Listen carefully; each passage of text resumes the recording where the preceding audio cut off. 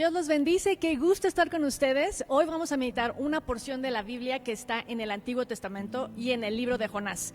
En la historia donde Jonás desobedece a Dios y se va a un barco y hay una tormenta y un pez lo come y luego lo avienta al mar. Toda esa historia que se escucha en los cuentos para niños bíblicos y nosotros vamos a ir de poco en poco meditando las porciones. Y aquí está esta porción en la que dice en Jonás capítulo 1, versículo 3 al 4, y Jonás se levantó para huir de la presencia de Jehová a Tarsis y descendió a Jope y halló una nave que partía para Tarsis y pagando su pasaje entró en ella para irse con ellos a Tarsis.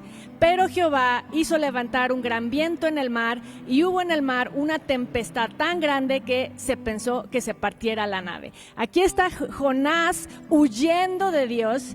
¿Quién iba a pensar que un profeta pensaría huir de Dios sabiendo que Dios es omnisciente, omnipotente, que Él sabe todo, está en todos lados y jamás podemos huir de Dios? Pero bueno, Él en su humanidad quiso huir de Dios y tomó un barco. Y como Él quiere tomar un barco para irse lo más lejos posible de la asignación de donde Dios lo tenía, y luego estando en el barco, Dios hace que haya una tempestad. Qué impresión que Jonás, sabiendo cómo es Dios, hizo una cosa tan humana de alejarse. Así es, y muchas veces nosotros viéndonos también así, probablemente sintiendo lo que Jonás en el momento estaba sintiendo, probablemente decía, no, yo no quiero ir para allá y prefiero mejor huir, ¿no? Y lo que él hizo efectivamente fue huir. Tal vez nosotros no pagamos para irnos y huir a otro lado, pero huimos de diferentes maneras. ¿Qué hacemos nosotros en esa huida? Nos metemos a hacer mil cosas que Dios no nos mandó a hacer. Nos metemos, nos perdemos y pensamos que podemos huir de la presencia de Dios cuando realmente dice su palabra, ¿a dónde huiré de tu presencia? ¿A dónde me esconderé yo de tu espíritu? Realmente es que esto es imposible. Dios se encuentra en todos lados. Dios es todo el universo.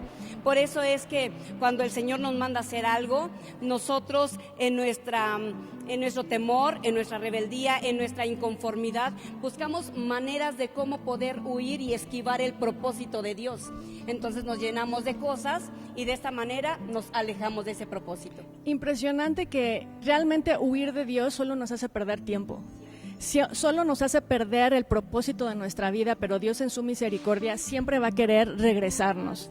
Y es impresionante cómo Dios, por amor a Jonás y por amor al pueblo a donde Dios quería mandar a Jonás, usó el mar, para hacerlo regresar, o sea, levantó una tormenta. Dios que es soberano con todo, pudo haber puesto otro barco, pudo haber puesto otra cosa que lo trajera de regreso, pero Dios lo que quiso hacer es de una manera sobrenatural, porque en realidad todo obedece a Dios. Puede ser que a veces los seres humanos quieren desobedecerlo, pero el mar, las estrellas, los vientos obedecen a Dios. ¡Qué impresión! Salmo 135:7 dice: Dios levanta las nubes desde los confines de la tierra, envía relámpagos con la lluvia, saca de sus depósitos a los vientos. O sea, Él hace lo que quiere, y lo que quiso hacer aquí fue una tormenta, un mar agitado para sacudir a Jonás y decirle,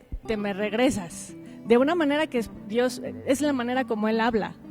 Qué impresionante vemos aquí que el viento obedeció, el mar obedeció, como dice la palabra de Dios, toda la naturaleza, todo el universo obedece a Dios, pero Jonás no lo obedeció. Y ciertamente Dios pudo haber escogido incluso a otra persona y decir, le quito la asignación a él y se la doy a otro más obediente, menos renegado que ¿verdad? Pero no, Dios ya tiene escrito lo que nosotros vamos a hacer aquí en la tierra, con qué propósito venimos aquí en la tierra. Él ya lo diseñó, Él ya lo predestinó y va a levantar las tempestades que Él tenga que levantar con el propósito de volver a reintegrarnos al mismo camino. Exactamente, y bueno, enfocándonos en cómo Dios quiso levantar el viento, veámoslo como una disciplina de Dios en amor. De hecho, está en Hebreos 12, en el versículo 5, y empieza hijo mío, no tomes a la ligera la disciplina del Señor, no te desanimes cuando te reprenda, porque el Señor disciplina a los que ama y azota a todo el que recibe como hijo. Y en el versículo 11 dice, ciertamente ninguna disciplina en el momento de recibirla parece agradable, sino más bien dolorosa. Sin embargo, después produce una cosecha de justicia y paz para quienes han sido entrenados por ella. Realmente, yo me imagino el temor, el terror que tuvo Jonás al saber que se iba a morir por esa tempestad, porque lo dice la Biblia, pensaron que se iba a partir la nave, ese tipo de tormentas que nos vamos a morir.